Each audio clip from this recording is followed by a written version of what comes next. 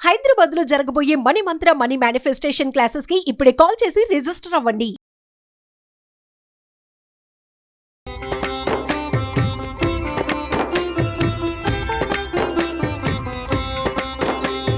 నమస్కారం. విష్ణు పురాణం 8వ భాగంలోకి వచ్చాం. దీంట్లో చాలా సమాచారం ఉంటుందండి. విష్ణు పురాణంలో కథల కంటే సమాచారం ఎక్కువ. తాపీగా వింటేనే కానీ కొన్ని విషయాలు అర్థం కావు. మళ్ళీ మనం రీకలెక్ట్ చేసుకోవటానికి ఈ విషయం చాలా బాగుంటుంది. ఆసక్తికరమైన విషయాలే చెప్పబడుతున్నాయి. అయితే ఇప్పుడు సూర్యుడు ఏ రకంగా సమస్త భూతకోటికి అన్నపానాదులు ఇస్తున్నాడు అనే విషయాన్ని చెప్తున్నారు. సూర్యుడు 8 నెలల పాటు తన కిరణాల చేత భూమి యందున్న నీటిని ఆకర్షించి మిగిలిన 4 నెలలు వర్ష రూపంతో వదిలిపెడతాడు. మనకు తెలుసు, సైన్స్ పాఠం ఇది కదా. ఆ నీరు అన్నపానీయాలకి ఉపయుక్తం అవుతుంది. ఎట్లా వెళ్తుందంటే మేఘాల్లోకి వెళ్తాయి, నీటిని ఆకర్షిస్తాయి, నీళ్ళు ఎవాపరేట్ అవుతాయి, మేఘాల్లోకి వెళ్తుంది, మేఘాలు వర్షాన్ని కురిపిస్తాయి. దీనికి ఒక సీజన్ ఉంది ప్రత్యేకంగా, మనకు తెలుసు కదా. కాలాత్ముడైన సూర్యదేవుడు తన తీక్ష్ణ కిరణాల చేత జలమునంతటినీ ఆకర్షించి దాన్ని చంద్రమండలంలో ఉంచుతాటండి. పురాణాలు ఇట్లా చెప్తాయి. మన సైన్స్ కొంచెం అటు ఇటుగా కాస్త ఒక మాదిరిగా చెప్తుంది అనుకోండి. చంద్రుడు ఆ జలాన్ని వాయునాళాలతోటి ఆకాశంలో ఉంచుతాడు. వాయుజల ధూమ జ్యోతి సంయోగంతో మేఘాలు పుట్టి కాలానుసారంగా వాయుబంధాలని వదులుచుకుని గగనాన ఉన్న నీటిని కిందకి విడుస్తాయి. అదే వాన కురవటం అని చెప్పుకుంటాం. మనకి సైన్స్ పాఠం కాస్త తేడాగా కానీ ఇదే చెప్తుంది. పైన వ్యాపించిన సూర్యకిరణాల వల్ల గంగాజలం వానల జల్లులో కలిసి భూమికి వస్తుంది. ఆ విధంగా భూమిపై ప్రవహించే నీరు పుణ్యప్రదమవుతుంది. మనం ఇంకోటి కూడా చెప్పుకుంటామండి, వర్షపు నీళ్లు చాలా మంచివి. తొలి వర్షం కాకుండా వర్షాలు కురుస్తుంటే మొదటి రోజు కాకుండా రెండో రోజు నీళ్లు చాలా మంచివని చెప్తారు. అవి పట్టుకుని హెయిర్ కండిషనర్గా కూడా వాడుకోవచ్చు, తాగటానికి వాడుకోవచ్చు. వాన పడిందంటే ఎప్పుడో మన నెల క్రితం పాతి పెట్టిన ఆవగింజ నీళ్ళు మాకు పడేసింది, మొలిచేస్తుంది. అమృత తుల్యంగా ఉంటుంది అన్నమాట. వాన పడిందా అమృతమే ఇంకా భూమికి. అది ఎక్కడెక్కడెక్కడెక్కడి చెట్లు చిగురు చేస్తాయి. దేనివల్ల? ఒట్టిన రోజు నీళ్ళు పోస్తే అంత స్పీడ్గా రావు, వాన పడిందంటే వస్తుంది. దాంట్లో ఇన్ని రకాలు జ్యోతిషులు కలిసి ఉండటం వల్ల అనమాట. కృత్తిక నుంచి బేసి లెక్కలో ఉన్న ఆ నక్షత్రాలలో మేఘ సంబంధం అక్కర్లేకుండానే వాన కురుస్తుంది. మనకు తెలిసిందే కదా. దిగజాలు ఆకాశగంగలో వినోదంగా మునిగి తేలుతూ ఆ నీరు కూడా కిందకి చల్లుతాయిట. ఈ విధంగా వాన రూపాన నీరు పుడమికి వస్తుంది. అది స్నానానికి దివ్య తీర్థం అవుతుంది. మేఘాలు కురిసే వానలు నింపుగా నీటిని కలిగించడం వల్ల సస్యాలు ఓషధులు సమృద్ధిగా పుట్టి భూతకోటికి ఆహారం కలిగిస్తాయి. దాని చేత బ్రాహ్మణులు యజ్ఞాలు యాగాలు చేయటం, దాని చేత దేవతలకి తృప్తి కలగటము జరుగుతుంది. లోకంలో వేదాలు శాస్త్రాలు యజ్ఞాలు హోమాలు అన్నదానాలు జరుగుతున్నాయంటే వాటన్నిటికీ కారణం వర్షమే. ఆ వర్షం కురిపించే దేవుడే సూర్యుడు. ఆ మహానుభావుడు 2 దిక్కుల యందును ఉత్తరాయణ దక్షిణాయన సౌజ్ఞలతోటి సంచరిస్తూ ఉంటాడు. ఆ దేవుని రథాన్ని మునులు దేవతలు భుజగులు యక్షులు గంధర్వులు దైత్యులు అచ్చరల మంగళగమనాలతోటి రక్షిస్తూ ఉంటారు. మహావిష్ణువు శక్తి మూలాన పద్మబాంధవుడు సప్తర్షుల సూక్తాలతోటి దివ్యతేజో విరాజమానుడై లోకాల యొక్క చీకట్లని రూపుమాపుతూ ఉంటాడు. లోకాలకి ఆదిత్యులు అధిపతులుగా ఉంటారు. వాలఖిల్యాదులు మౌనులు కీర్తిస్తుండగా ముచ్చటగా అచ్చర్లు నాట్యము గంధర్వులు గానము సురలు పరివారంగా ఉండి పనులు చేయటము నాగులే మోకులుగా సూర్యరథాన్ని లాగుతూ ఉండటము, ఇలాగా పద్మబాంధవుడైన సూర్యుడు శీతోష్ణ జలరోచిష్యులతోటి విష్ణుశక్తి ప్రభావమే అంగరక్షగా అన్ని లోకాల్లోనూ దర్శనమిస్తూ వెలుగుతూ ఉంటాడని చెప్పగా మైత్రేయుడు ఇట్లా అడుగుతున్నాడు, దేవా, ఇప్పుడు నీ చొప్పున నువ్వు చెప్పిన రకంగా ఆలోచిస్తే ఎవరెవరో ఏవేవో చేస్తూ ఉండగా అందరూ అన్ని పనులు చేస్తున్నారు. ఒకళ్ళు వాడి ఒకళ్ళు నాట్యం చేసి ఒకళ్ళు తాళ్ళుబుచ్చుకు లాగి ఇది చెప్తున్నావు కదా, అతని యొక్క ప్రత్యేకత ఏమిటి, సూర్యుడి యొక్క శక్తి ఏమిటి అని అడిగితే, ప్రత్యేకించి ఆయన మహత్వం ఏమిటో చెప్పవలసింది అని అడిగితే అప్పుడు చెప్తున్నారనమాట. దేవతల్లో సూర్యుడికి ఇట్లా ప్రత్యేకమైన తేజస్సు కలగడానికి కారణము శ్రీహరి యొక్క దివ్య శక్తి ఆయనలో లీనమై ఉండటమే ముఖ్య కారణమట. ఆ తేజస్సుతో బ్రహ్మాండ మధ్యమునందున్నటువంటి కటిక చీకట్లని రూపుమాపుతున్నాడు. ఆదినారాయణుని అంశలతో ఒప్పినటువంటి రుజగ సామవేదాలు 3 కూడా ఆ సూర్యుని మూర్తి నుంచి వెలువడి 3 సంధ్యా సమయాల్లోనూ వినవస్తూ ఉంటాయి.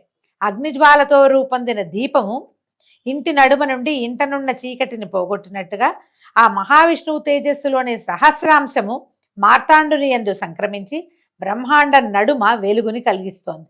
ఈ విధంగా చైత్రాదిగా 12 నెలలతో ప్రత్యేకముగా దేవ ఋషి యక్ష గంధర్వాదులతో కలిసి శీతోష్ణ జలాలు కిరణాలుగా విష్ణుతేజో విరాజమానుడై దేవపితృ మానవ లోకాలకి సూర్యుడు తృప్తిని కలిగిస్తున్నాడు. ఆ సూర్యుని కిరణాల యందున్న సుషమ్న అనే కళ చంద్రమండలానికి అభివృద్ధిని కలిగిస్తూ ఉంటుంది. సుషమ్న నాడి, మనకి ఈ పేరు కూడా తెలుసు కదా. అమృతమయములైన సూర్యకిరణములు వృద్ధి పొందిన చంద్రమండలమనందున్న అమృతమును దేవసమూహం కృష్ణపక్షమనందు ఆస్వాదిస్తూ భాసిస్తుందట. చంద్రుడు శుక్లపక్షంలో సూర్యప్రభ వల్ల పుష్టిని పొందుతాడు. ఆ అమృత కిరణుని వల్ల దేవతలకు అర్ధమాసము, పితృగణాలకు పూర్ణమాసము, మానవులకు సర్వకాలము తృప్తి కలుగుతూ ఉంటుంది. ఇదంతా సూర్యుడి వల్లే జరుగుతుందని విష్ణు పురాణం చెప్తోందండి. చంద్రుడి రథమునకు సంబంధించిన గుణాలు జలంలోంచి పుట్టాయి, జలమయాలుగా ఉంటాయి. మొల్ల పువ్వు వన్న కలిగినవి, తెల్లగా మొల్లలంటే మల్లెపూలు. వాటి నడక క్రమంగా ఉండదు. వాటి సంచారానికి ఆధారము ధ్రువుడు. కుడి ఎడమ భాగాలు కల్పాంతం వరకు నడుస్తూ ఉంటాయి. ఆ విధంగా అవి సూర్యరథాశ్వాల్లాగా దృఢ బంధములై సంచరిస్తాయి. చంద్రుని కిరణాలు వృద్ధి క్షయము కలిగి ఉంటాయి. చంద్రుని పుష్టికి ఆధారం సూర్యుడు. మనకు తెలిసిందే, 15 రోజులు బ్రైట్గా ఉంటాడు చంద్రుడు. తర్వాత ఏమవుతుంది, కిరణాలు తగ్గిపోతాయి. ఓసారి పొడుగ్గా సాగిన కిరణం రెండోసారి కూర్చగా అయిపోతుంది రెండో భాగంలో. కృష్ణపక్షంలో అమృతమయములైన చంద్రకిరణాలు ఒక్క కళ మిగులుగా దేవతలు పీలుస్తుంటారు. అవి ఎలా తగ్గుతాయంటే, మనకేంటంటే సూర్యగమనంతో చంద్రుడి కళ తగ్గుతుంది. అది పక్కకి తిరగటం వల్ల, భూమి పక్కకి వెళ్ళిపోవటం వల్ల నీడ పడిపోతుంది. కాబట్టి మనకి చంద్రుడు కనపడ్డ అనుకుంటాం. వీళ్ళేం చెప్తున్నారంటే చంద్రకిరణాలని దేవతలు తీసుకుంటారు, అందుకని ఉండదని చెప్తున్నారు. శుక్లపక్షంలో సూర్యకిరణ ప్రభావం చేత దినదినము వృద్ధి పొందుతూ ఉంటాయి. చంద్రుడిలో ఉన్న 15వ కళని పితృదేవతలు పానం చేస్తారట. అంటే దేవతలు తీసుకుంటారని చెప్పాం కదా, అందుకని ఈ 15వ కళ అమావాస్య నాడు ఉండే ఆఖరి కళని పితృదేవతలు తీసుకుంటారు. కాబట్టి అమావాస్య పితృతిథి అని చెప్తారు. ఆ రోజున పితృతర్పణం విడవటం కూడా ఆచారంగా కనపడుతుంది, చాలా ప్రాంతాల్లో చేస్తారు. అమావాస్య నాడు చంద్రుడు లతలయందుండి చెట్లలో అమృతం నింపి సూర్యుడిలో చేరతాడు. కనుక ఆ ఆకుని గోటితో గిల్లినవాడు బ్రాహ్మణ హత్య చేసిన పాపం చుట్టుకుని అధోగతుడై చాలా కాలం కష్టపాటుని అనుభవిస్తాడు. అందుకని ఏం చెప్తారంటే అమావాస్య తిథి నాడు చెట్ల తులసి కూడా కోయొద్దని చెప్తారండి. చాలా చోట్ల పెద్దవాళ్ళు తులసి కోయొద్దు, ఆ రోజున మన గరిక తీసుకురావద్దు, ఇవన్నీ విశేషంగా చెప్తారు. మిగిలినవన్నీ మనం చేయం. కానీ వేదాధ్యయనం చేసిన వాళ్ళు అనధ్యయన తిథిగా అమావాస్య నాడు వేదాధ్యయనం చెయ్యరు, చాలా ప్రత్యేకంగా చెప్పబడుతుంది. ఈ సూర్యేందు సంగమం పర్వం అని సంజ్ఞ కలిగింది. ఈ పర్వదినం అంటారనమాట దాన్ని. ఆ సమయంలో చంద్రుని 15వ కళ సూర్యుని ఎందు కలుస్తుంది, అమావాస్య అని పేరు పొందింది. ఆనాడు సూర్యుడు ఏకకళామాత్రుడై లతలందు చెట్లయందు జలరూపాన ఉంటాడు. ఆ విధంగా లతలు, చెట్లు, ఓషధులు, పశువులు, మనుష్యులు, జలసంతతి చంద్రుని వలన సంజీవనం కలిగిన వాళ్ళు అవుతారు. ఈ సంజీవనం ఉంది, వాటి మధ్యలోకి అమృతం వెళ్ళింది, కానీ అవాళ మనం ముట్టుకోకూడదన్న విషయం ఉంది కదా, ముట్టుకోవద్దు అని చెప్తారు. అక్కడి నుంచి చూడండి, గాలి నుంచి అగ్ని నుంచి పుట్టిన రథమునందు వాయువేగం కలిగిన 8 గుర్రాలు లాగుతుండగా చంద్రుని యొక్క కుమారుడైనటువంటి బుధుడు ఉంటాడట. బుధుడు యొక్క గుర్రాల వన్నె గోరోజనం ఛాయ. గోరోజనం అంటే నాకు తెలిసి పసుపు నెయ్యి కలిసింది అని చెప్తారండి, కానీ మీ గోరోజనం అంటే ఒక ప్రత్యేకమైన రంగు అనుకోండి. అది శుక్రుడు అంబుల పొది, అపురూపమైన జెండా, చక్కని గుర్రాలు కలిగిన రథంలో ఉంటారు. నవగ్రహాలు ఎలా ఉంటాయో చెప్తున్నారు. అంగారకుడు కెంపు వన్న కలిగిన గుర్రాలు కలిగి ఉంటాడు, ఎర్రగా ఉంటాడు అంగారకుడు. అగ్నియందు పుట్టిన 8 అంచుల బంగారు రథాన్ని ఆధిరోహించి కనిపిస్తాడట. గురువు తెల్లని 8 గుర్రాలు పూంచిన బంగారు రథంలో ఉండి ఒక్కొక్క రాశి యందు ఒక్కొక్క సంవత్సరం సంచరిస్తాడు. సూర్యుడేమో ప్రతి నెల రాసులు మారుతాడు. ఈ గురువు ఏడాదికి ఒకసారి మారతాడనమాట. గురు సంక్రమణం కూడా జరుగుతుంది. శని చిత్రవర్ణములు ఆకాశం నుంచి పుట్టినవి అయినటువంటి గుర్రాలు పొంచిన రథం నందుండి ఒక్కొక్క రాశి యందు 2.5 సంవత్సరాల పాటు తిరుగుతాడు. ద్వాదశ రాశుల్లోనూ శని 2.5 సంవత్సరాలు ఒక్కొక్క రాశిలో కనిపిస్తాడు. ఇవన్నీ మనం ఈ జాతక చక్రాలు అవి చెప్పేటప్పుడు తెలుసుకుంటూ ఉంటామండి. రాహువు నల్లని 8 గుర్రాలు పూంచిన బూడిది వన్నయ్యగిన రథంలో ఉండి సవిలాసంగా సంచరిస్తాడు. తాను తిరుగుతూ ఉన్న నక్షత్రాలకు పర్వదినములందు సూర్యుడు గాని చంద్రుడు గాని వచ్చినట్లయితే పట్టుకుంటాడు. సూర్యుడిని కానీ చంద్రుడు కానీ, దాన్నే మనం గ్రహణంగా చెప్పుకుంటాం. రాహువు పట్టుకోవటం తెలుసు కదా మనకి. కేతువు లక్కరంగు వాయువేగం కలిగిన 8 గుర్రాలు పూంచిన పొగరంగు రథం నందుండి సంచరిస్తాడు. ఇవి కూడా మనకి క్లియర్గా మండపారాధనలో కనిపిస్తాయండి. ఇలాగా సూర్యాది గ్రహాలు, నక్షత్రాలు ధ్రువుని యందు దృఢబంధములైన వాయునాళాలు ఆధారంగా సంచరిస్తూ ఉంటాయి. చక్రధరిని ఆజ్ఞ ప్రకారము జ్యోతిష్ చక్రం ఈ విధంగా తిరుగుతూ ఉంటుంది. ఆ చక్రమునందున్న శింసుమారము రాత్రులందు చూచిన వారు పుణ్యాత్ములు ధర్మాత్ములు అవుతారు. మనం శింసుమారాన్ని ఎప్పుడు చూస్తాము తెలీదు మనకి. ఈ నాసా వాళ్ళు తీసిన ఫోటో వల్ల చాలా మంది దగ్గర ఆ ఫోటో ఉందండి. ఎవరి దగ్గరైనా ఉందేమో చూడండి, ఇంటర్నెట్లో కూడా దొరకడానికి అవకాశం ఉంది. శింసుమారాదిగా ఇవన్నీ విష్ణు రూపాలుగా భావించు. జ్యోతిష్ చక్రము, లోకాలు, నదీనదాలు, సముద్రాలు, పర్వతాలు, భువనాలు, దిక్కులు అన్ని జీవరాశులు విష్ణువే. పుడమినందలి మన్ను కుండ మొదలైన రూపాలు పొందినట్లుగా విష్ణు శక్తి వివిధ రూపాల్లో విలసిల్లుతుంది. బ్రహ్మ సృష్టితో రూపించిన ఈ ప్రపంచ ప్రవర్తన అంతా కూడా విష్ణుమూర్తిదే. అయినా కూడా వస్తుభేద ప్రవృత్తితోటి ఉంటాయి. అంటే ప్రపంచం అంతా విష్ణుమయమే. ఒకటి నా రూపంలో, ఒకటి మీ రూపంలో ఉంటుంది. చరాచరం అంతా కూడా విష్ణు స్వభావం కలిగే ఉంటుందట. అయితే బ్రాహ్మణుడు కథ అడుగుతున్నాడు అనమాట. ఏ పాపము ఎరగని భరతుడు సాలగ్రామ తీర్థానికి వెళ్ళి యోగ సాధనతో విష్ణువుని భజించి ముక్తి పొందలేక మలి జన్మలో బ్రాహ్మణుడిగా జన్మించాడని ముందు కథ చెప్పావు. ఆ జన్మలో అతను గృహస్థ ధర్మాల్ని అనుసరించి ప్రవర్తించాడా లేదా పరతత్వ విద్యోపాసకుడై ముక్తుడయ్యాడా? ఆ కథ చెప్పమని అడిగితే జడ భరతుని కథ చెప్తున్నారండి. ఇప్పటికి 2 రోజులుగా మనం ఇవే విశేషాలే చెప్పుకుంటున్నాం. ముఖ్యమైన కథ ఇప్పుడు వచ్చింది. భరతుడు సాంసారిక సుఖానికి ఇష్టపడక మోక్షకాంక్షతోటి సాలగ్రామ తీర్థానికి పోయి అక్కడ శ్రీ మహావిష్ణువుని ధ్యానం చేస్తూ యోగీంద్రుడిగా ప్రసిద్ధుడయ్యాడు. హరినామ స్మరణ తప్ప ఇంకే మాట నోటి నుంచి వచ్చేది కాదట. హరినామ సంకీర్తన, హరిభక్తులతోటి ప్రసంగము, హరిపాద పద్మ పూజకి కావలసిన పదార్థాలు సేకరించటమే భరతుని నిత్యకృత్యాలుగా. అంటే ఇక సాంసారికమైన విషయాలు ఏం లేవు. ఇలా ఉంటూ ఉండగా ఒకనాడు కొండదరినున్న తీర్థంలో స్నానం చేసి ఒడ్డున కాలోచిత కృత్యాలు చేస్తూ ఉండగా నిండు చూలాలైన ఒక లేడీ అల్లనల్లనా వచ్చి ఆ నదిలో నీరు తాగుతూ ఉండగా భీకరంగా ఒక సింహం తాలూకు గర్జన వినపడిందట. ఆ ధ్వని విని లేడి బెదిరి చెంగుమని నీటిలో ఇంచి ఎగిరి గట్టు మీదకి వచ్చేసరికి దాని గర్భపాతమై శిశువు అక్కడ పడిపోయిందట. ఈ గర్భంలో ఉన్న శిశువు నీటిలో పడిపోయింది. లేడి ఆ అదురుకి గట్టు మీద ఎగిరి దూకిన అదురుకి మరణించిందట. దాని గర్భం నుంచి జారి నీళ్లలో పడినటువంటి నీటిలో పడిపోయిన లేడి పిల్లని చూసి భరతుడు జాలిగుండెతో పరిగెత్తుకెళ్ళి దాన్ని ఎత్తుకొచ్చి మెల్లిగా తీసుకుపోయి తన ఆశ్రమానికి తీసుకెళ్లి పోషించాడు. అయితే అది మెల్లిగా పెద్దదైంది. సూర్యకిరణ సంపర్కం చేత శుక్లపక్ష చంద్రరేఖ ఎట్లా పెరుగుతుందో అట్లాగా భరతుని పోషణ చేత లేడి చక్కగా ఆరోగ్యంగా పెరిగిందట. మేతకి ఆశ్రమం నుంచి కొంత దూరానికి అడవిలోకి వెళ్ళి ఎక్కడైనా పులులు అవి కనిపించినా, పులి పొలకు కనపడినా పరిగెత్తుకుంటూ వెనక్కి వచ్చేసేదట. ఆశ్రమం చుట్టూతా గంతులు వేస్తూ తిరిగేది. చక్కగా లేత కొమ్ములతోటి ఆయన మీద ఇలా గీసేదట. ముద్దు ప్రేమాశ్రయాన్ని చూపించేది. ఆయన యోగాసనం మీద ఉండగా ఒళ్ళో తల పెట్టుకుని పడుకునేదట. ఆసనం వేసుకుని కూర్చుంటే పర్ణశాల చుట్టూ పరుగు పెడుతూ లేత పచ్చిక మేసేది. ఇలాగా లేడీ ఆయనకి ముద్దుగా ఉండేది. ఒక్కొక్క నాడు దూరంగా మేత కోసం వెళ్ళి అది ఎప్పటికీ తిరిగి రాకపోతే ఈయన దిగులు పడేవాడట. భరతుడు ఏమిటి ఇంతసేపు అయింది ఇంకా ఇల్లు చేరలేదని లేచి దానికోసం వెతుకుతూ ఉండేవాడు. ఏడైనా లేడి కనపడితే కనుక అదేనేమోనని దగ్గరికి వెళ్ళి చూసి అయ్యో ఇది అది కాదే ఏమైందో అని చింతపడేవాడు. సంసార ధ్యాస లేనివాడు ఇప్పుడు ఈ లేడి పిల్ల ధ్యాసలోకి వచ్చేసాడనమాట. గాలికి పర్ణశాలలో ధూళి రేగితే వచ్చిందే అని సంతోషంగా వెనక్కి తిరిగి చూసేవాడు. పొదల్లో కదలిక చూసి అందులో ఉందేమోనని వెతుక్కునేవాడట. ఇట్లా ఆ లేడి పిల్ల మీద వ్యామోహంతో కర్తవ్యం మరిచి ప్రవర్తించే స్థితిలోకి వచ్చాడు.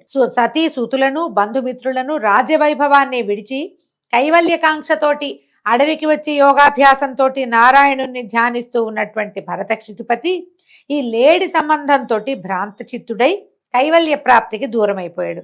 ఇలా ప్రవర్తిస్తూ కొంతకాలానికి శరీర త్యాగం చేసేసాడు. ఎప్పుడైతే తనకి శరీరం విడిచిపోతున్నానని తెలిసిందో ఆ లేడిని చూస్తూ శోక సంతప్తుడై కన్నీళ్లు కారుస్తూ అయ్యో నా ముద్దలు కూడా నిన్ను విడిచిపోవలసిన దుర్దశ పట్టింది, దైవ సంకల్పం ఎవరు తప్పించలేరు, నేను లేకపోతే నువ్వేమైపోతావో అని ఆ లేడిని కావులించుకుని ఏడుస్తూ ప్రాణం వదిలిపెట్టాడట. పూర్వజన్మ వాసన వదలక ఒక లేడి కడుపున పుట్టి తల్లిని విడిచి సాలగ్రామ తీర్థానికి పోయి మళ్ళీ యోగ పద్ధతిని అవలంబించాడు. మళ్ళా లేడిలాగానే పుట్టాడు. ఆ ప్రాణావశేషాన సమయంలో దేనిని చూస్తారో దానిలాగా జన్మిస్తారు. నారాయణ నామస్మరణ చేసిన వాడు నారాయణుణ్ణే పొందుతాడు. ముందు గాథల్లో అది విన్నాం మనం. కార్తీక పురాణంలో చక్కగా చెప్తారు. అది గుర్తుండి ఉంటుంది అందరికీ. మొదటి కథల్లోనే ఉంది అది కదా. అయితే ఇప్పుడు అలా పొందిన వాడి పరిస్థితి వేరు. ఈ లేడి లేడి లేడి అని దాన్నే స్మరిస్తూ ఉన్నటువంటి భరతుడు లేడిగానే జన్మించి కానీ మెల్లిగా తెలుసుకున్నాడు.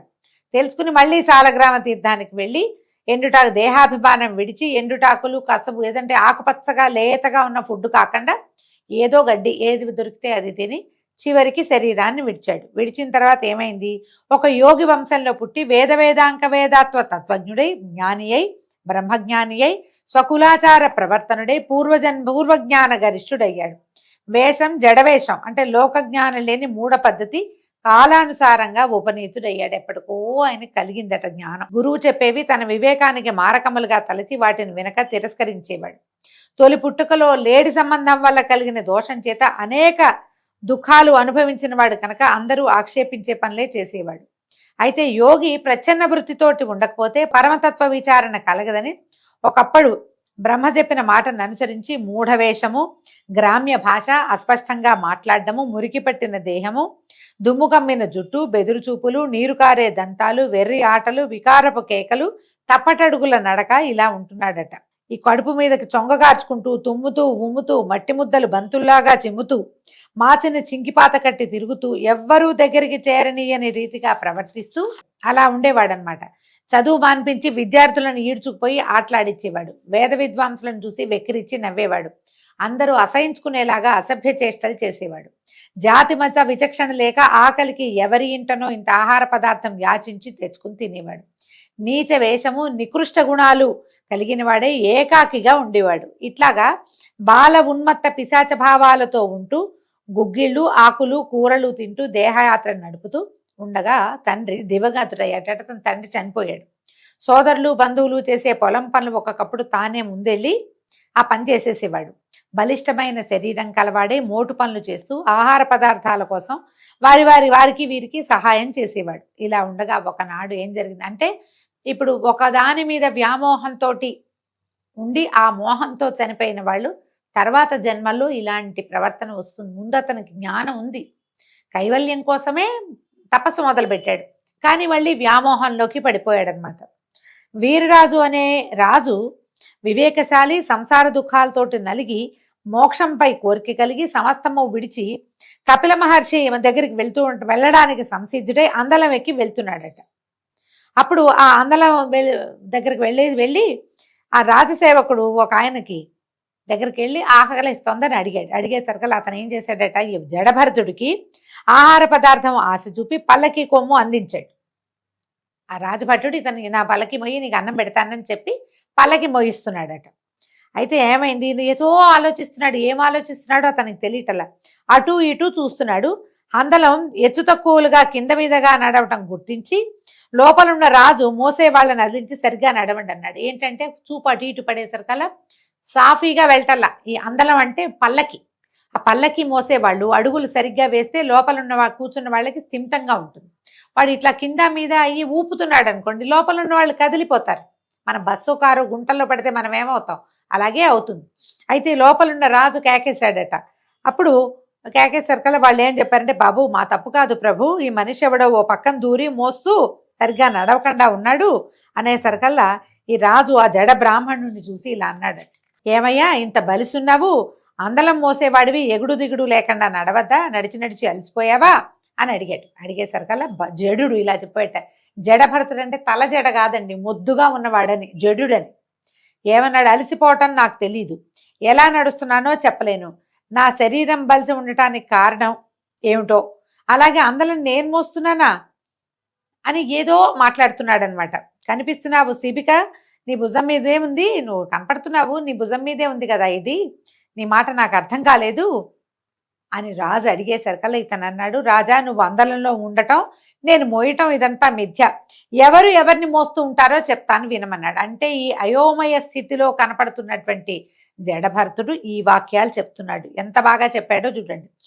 భూమి పాదాల బరువుని, పిక్కలను పాదాలు, తొడలని పిక్కలు, కడుపుని తొడలు, కడుపు వక్షమును, వక్షము భుజాలను, భుజాలు అందలాన్ని భరిస్తున్నాయి. అందలం నీ బరువుని మోస్తోంది, నీతో పాటు అందలాన్ని వారు వీరు మోస్తున్నారు. నిన్ను నన్ను వీళ్ళని సకల పదార్థాలని పృథివ్యాధి పంచభూతాలు భరిస్తున్నాయి. ఇంకా సాత్వికము మొదలైన గుణాలు కర్మఫలాలు. ఆ కర్మలు మాయారూపాన అన్ని జంతువుల్లోనూ పలు రూపాలుగా ఉంటాయి. ఆత్మ ఆ మాయకి అతీతమైంది. అది అక్షరము, అతిశాంతము, త్రిగుణాలకి వశం కాదు. అంటే ఈయన వైరాగ్యం బోధించేస్తున్నాడు. పదాలు మారిపోయినాయి చూడండి. అంతకుముందు ఒక వెర్రివాడి ధోరణిగా ఉన్న అతడు ఇలాంటి వాక్యాలు మాట్లాడుతుంటే వింతగానే ఉంది, కానీ చెప్తున్నాడు. హాని వృద్ధి దేహాధీనాలు కానీ ఆత్మాధీనాలు కావు. ఎందుకంటే ఇప్పుడు మనం పుట్టినప్పుడు ఎంత ఉంటామండి, మనం లోపల జీవిగా రూపొందించుకున్నప్పుడు ఒక బొట్టు, నీటి బొట్టు ఆధారంగా ఉంటాం. క్రమంగా శిశువు ఒక్కొక్క కాయగా మన జీడిపప్పు షేప్లోకి మారుతుంది, తర్వాత మారేడుకాయ ఎంత అవుతుంది, తర్వాత ఇంకా కొంచెం పెరుగుతుంది, తర్వాత ఇట్లా వంపు వస్తుంది, తర్వాత కాళ్ళు చేతులు లోపల అవయవాలన్నీ ఏర్పడతాయి. కాళ్ళు చేతులు ఏర్పడినా లోపల అవయవాలు చిన్న చిన్నవిగా ఉంటాయి, బయటకు వచ్చాక వృద్ధి అవుతాయి. ఇంత పసిబిడ్డగా పుట్టిన మనం 6-6.5 అడుగులో పెరుగుతాము. ఇదంతా కూడా శరీరం పెరుగుతుంది, దేహమే పెరుగుతుంది. అందులో ఉన్నటువంటి ఆత్మకి హెచ్చు తగ్గు లేవు. నేర్చుకునేదంతా దేహమే, ఆత్మది ఏమీ లేదు. అది అట్లాగా తామరాకు మీద నీటి బొట్టులాగా ఉంటుంది. చిన్న తామరాకు మీద ఉన్న నీటి బొట్టు ఆకింత పెద్దదయ్యేదాకా అదే బొట్టుగానే ఉంటుంది, ఏమీ తేడా రాదు. ఆ విషయం చెప్తున్నాడు. వృద్ధి హాని వృద్ధి దేహాధీనాలే. ఇప్పుడు ఎంత వృద్ధి పొందిన దేహం హాని కలుగుతుంది, దానికి వెళ్ళిగా ముసల్తనం వస్తుంది, ముడుచుకుపోతుంది, మొహం మీద ముడతలు వస్తాయి, శరీరంలో ముడతలు వస్తాయి, ఇంత పొడుగున్న వాళ్ళు వంగిపోతారు, ఎముకలు చిన్నవైపోతాయి. ఆత్మ మాత్రం ఏ దీపజ్యోతిగా మనలో ప్రవేశించిందో అదే జ్యోతిగా అక్కడే ఉంటుంది, ఏమీ మార్పు లేదు. ఒకవేళ పోతే శరీరం పోతుంది, దేహి పోతాడు, దేహం వెళ్ళిపోతుంది. ఆత్మ నిత్యం అది ఇంకో శరీరంలోకి చేరడానికి వెళ్ళిపోతుంది, దేహం మాత్రం పోతుంది. ఇంత చుక్కగా పుట్టిన మొదలుపెట్టిన దేహము 6.5 అడుగులు ఎత్తి చివరికి మట్టి మశానంలో కలిసిపోతుంది. దాన్ని ఆధారంగా లోపల ఉన్న ఆత్మ మాత్రం ఎక్కడికి వెళ్ళదు, ఏమీ అవ్వదు, పెరగదు, తగ్గదు. ఎలా ఉన్న జ్యోతి స్వరూపం అలాగే ఉంటుంది. కాబట్టి నన్ను ఏ విధంగా బలిష్ఠుడు అన్నావో నువ్వు, ఇప్పుడు నేను చెప్పిన భూమి పాదాలు మొదలవు భరించే వరువుని విమర్శిస్తే ఈ అందలం వరువుని నువ్వు నేను కూడా మోస్తున్నట్టే. ఇప్పుడు అలా జరుగుతున్నప్పుడు ఇలాంటివి జరుగుతుంటే నేనే మోస్తున్నానని నువ్వు ఎలా చెప్తావు? నువ్వు బరువు మోస్తావు, సరిగా మోయవా అని నన్ను అడగకూడదు. నువ్వు ఈ అందలం బరువు భూమి వృక్షము పర్వతాల్లో ఏ పదార్థంలో పుట్టిందో చెప్పగలవా నువ్వు అని ఉపన్యాసించి మౌనిగా శిబిక మోస్తూ నడుస్తున్నాడట. కామ్గా అయిపోయాడు, నిశ్శబ్దంగా ఉన్నాడు. రాజు ఇదంతా ఎక్కువ తర్కించుకున్నాడు. నేనేం విన్నాను, నాకేమర్థమవుతోంది, అసలు ఈ చెప్పిన వాడెవడు, దీనికి అర్థం ఏమిటి అని కొంచెం లోపల ఆలోచించుకునేసరికల్లా ఒక బ్రహ్మాండమైన విషయము జడుడుగా మొద్దుగా మాసిపోయి మకిలి పట్టిపోయిన మురికి వస్త్రాలలో ఉన్నటువంటి మహానుభావుడిలాగా కనపడ్డాడు. ఆ ఉన్నవాడు కనపడేసరికల్లా శిబిక ఆపు అని ఏం చేశాడట, గబగబా దిగి ఆ జడుడి పాదాలకు మొక్కి, మహాత్మా శిబిక విడు, దీన్ని వదిలిపెట్టేసి, తెలియక జరిగింది తప్పు, నేను పొరపాటు చేశాను, క్షమించు, నువ్వు ఎవరివి, ఎక్కడ వాడివి, ఇలా మూఢ పద్ధతిగా ఇలా మురికివాడిగా ఎందుకు తిరుగుతున్నావు అని అడిగేసరికల్లా ఇప్పుడు చెప్పాడట జడబ్రాహ్మణుడు, రాజా సోహం అనే వాక్యానికి అర్థం చెప్పడం అంత తేలిక కాదు. జీవులలో దేశకాలాల పరిస్థితుల్ని అనుసరించి చేసే కర్మలు, వాటిని అనుసరించి చేసే దాన ధర్మాలు, వాటికి తగిన సుఖ దుఃఖాలు అనుభవిస్తూ ఉంటారు.